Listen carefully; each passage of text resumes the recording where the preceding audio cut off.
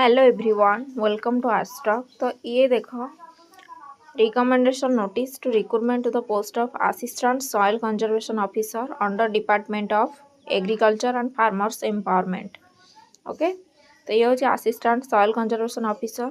तो तार final result आसी जाइए। तो रिटन एग्जाम तुम होता 9/2/2025 एंड भाइबा पोस्ट टेस्ट होता तुम अक्टोबर 8 होता आ 10 पर्यंत चली अक्टोबर 10 पर्यंत। ओके, तो 81 जन कैंडिडेट सिलेक्ट होती। तो से 30 जन ओमेन अच्छा। तो ये रोज तुम group B post under department of agriculture and farmers empowerment. Okay, तो ये देख मो कैंडिडेट मानकर लिस्ट शो कर जो मानकर नेम अच्छी रोल नंबर तो से मैंने सिलेक्ट होती। ओके, तो ये देख recruitment to the post of assistant soil conservation officer. ये होचंदी सिलेक्ट लिस्ट।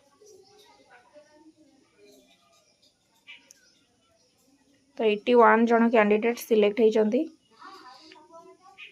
तो ता भितर ओमेन अच्छा केते जन 30 जन ओमेन अच्छा। तो ये थिला अपडेट।